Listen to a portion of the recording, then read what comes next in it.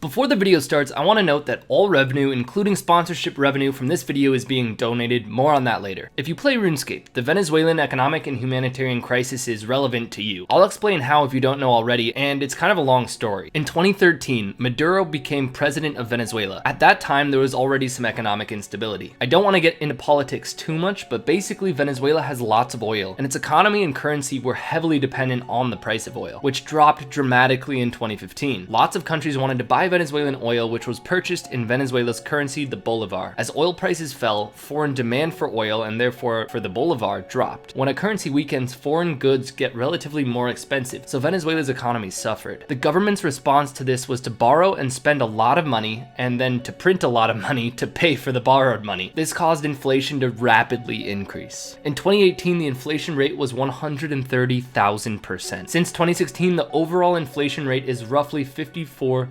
million%. Venezuela's currency is now basically worthless. The average daily income of someone in Venezuela in 2019 in US dollars was 72 cents. This is how much cash it actually takes to buy a roll of toilet paper, and it changes every hour. Economists estimate 96% of Venezuelans live in poverty and 70% live in extreme poverty. Since 2016, over 4.6 million people have fled Venezuela. The government has basically denied the existence of the crisis and violently repressed any vocal opposition. There's also a ton of corruption in the government. Lots of governments and people are calling Maduro a dictator. This isn't everything that happened and is just a very brief overview. There's plenty of other contributing factors, and I apologize if I've confused any facts. I'm not an expert on this. We'll get into how this all connects to RuneScape, but first a quick word from the sponsor of today's video. Thanks to the sponsor of today's video, Opera GX. Opera GX is the world's first browser for gamers. It's a tailored browser for the gaming community. The browser is especially useful for PC gamers because of GX Control. The GX Control Center basically allows you to control the performance of your PC while you're gaming. You can keep a bunch of tabs open so that you don't lose them, but you also don't want your browser to affect your PC's performance. So the panel lets users limit their computer's CPU or RAM they're willing to let their browser use. You can also limit the network bandwidth used by the Opera GX browser to gain performance in games and streams. The browser also has something called GX Corner. It's super helpful for staying up to date with free games, the best deals, the newest releases, and even gaming news. You can also totally customize the browser, so you can choose different accent colors and set your own custom background. One of my favorite parts is the Twitch, Twitter, and Discord integration. You can integrate a lot of other things like Facebook Messenger as well. Basically, you log into your Twitch account directly from the sidebar and get notifications when a streamer you follow goes live.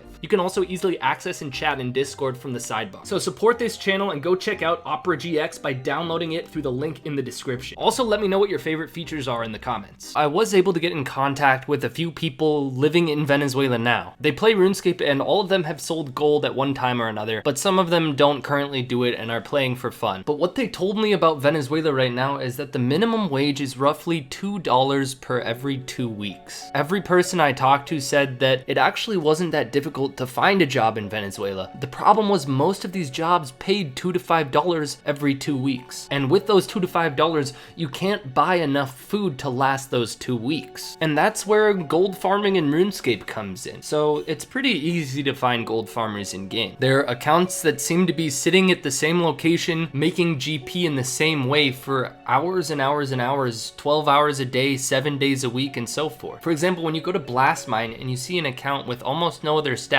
than 50 million mining experience, it's likely not a bot because it hasn't been banned yet. It's probably a gold farmer. That 50 million mining experience with an XP rate of about 50,000 per hour at Blastmine means this person has been doing Blastmine for over 1,000 hours. Or take Brutal Black Dragons, for example. There are so many accounts there with over 50, 60, 70, or even 100 million range experience. Getting 70,000 XP per hour again roughly puts them at 1,000 hours played on that account at Brutal Black Dragons, making 1.1 mil an hour. But the thing is, obviously, RuneScape gold goes for US dollars on the black market, so 1.1 mil an hour might be 50 cents. And now keep in mind, $2 to $5 per 15 days is the wage in Venezuela available for a lot of people. So if you did Brutal Black Dragons for 10 hours a day, you would maybe make $5, which is what you would make in 2 weeks otherwise. I was able to actually talk on the phone with one of the guys in Venezuela. He goes by the name Mega. He described more of the problems there in detail. The government is oppressive enough where people are worried about talking poorly about the government, so I did alter his voice. He's been learning English recently, but often he had to send me what he wanted to say in Spanish so I could use Google Translate.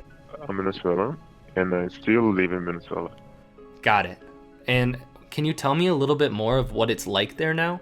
It's too depressing, man, because the politics, the people, there is so much issues with this country. Actually, I had months without food, literally, yeah.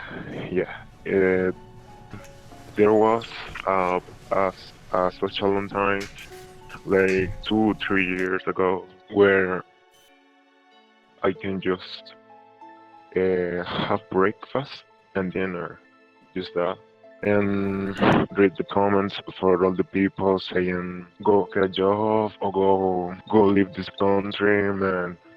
Leave this country. It's so difficult. Only the passport, it's like $200. There is no chance to pay that without years and years and years and years of work." Here, I'll read back in English what you sent me in Spanish just to make sure that I know what you're saying. Yeah. Friend who has been working for 5 years and only charges no more than $10 to $20 a month. Jobs are not that important either. I'm assuming because they don't pay much. Yeah. And examples like medicine are very poorly paid. It's almost dominated with RuneScape, honestly. It's just sad and crazy at the same time. Personally, I know about 20 or 30. Mega was saying that a lot of different people play RuneScape in Venezuela to support themselves. He said he personally knows roughly 20 to 30 people. How long does it take to work there to then be able to pay for dinner? A month, you have food for at least 2 or 3 weeks, almost a month. It's not too bad, but you work only for food. Mega and I talked for a while longer, and he told me that he wanted to study medicine in university, which usually takes about 5 years. But universities there right now have almost no resources and aren't being maintained, and lots of professors and doctors have left the country because of the low wages and unrest. It was really insightful to talk to him, and I really appreciated him responding and talking to me. He said he doesn't actively farm gold on RuneScape, but he had sold gold before. He also typed to me that he understands it hurts the game and didn't really want to do it because he also has a RuneScape account that he plays just for fun that's close to maxing. I hope you guys can see how it's just a really bad situation all around. Now, I want to be very clear. I don't support gold farming in RuneScape, and in the past I've pointed out lots of accounts that were likely gold farmers and called them out. Going forward, I still don't support gold farming, and I understand that Jagex, as the creators of RuneScape, should also uphold this game's integrity by monitoring and stopping real-world trading and gold farming. But I do want to acknowledge the forces that caused an influx of these gold farmers in RuneScape. And what I do support is helping end the crisis that caused all of this, which is why I've selected a charity and started a fundraiser for that charity, the International Rescue Committee. They provide relief to crises all around the world, including the one currently going on in Venezuela and the surrounding area where refugees from Venezuela have fled. They do a lot of really great work providing cash, food, and medical attention to especially women and children affected by these crises. All the revenue from this video and some from other videos of mine is going to the fundraiser in the amount of $5,000. I've set the goal of this fundraiser at $10,000, so I'm asking you guys to basically match my donation. To put that in perspective, if 100,000 people watch this video, the $5,000 goal will be reached if every viewer gave 5 cents. If you care about what I've been talking about and have the means to give any amount, please do. Thank you all for watching this video. I'm very aware of the fact that the only reason I can give money to charities I support like this one is because of your guys' support. So I really appreciate it, and I'm excited to see what we can all accomplish together.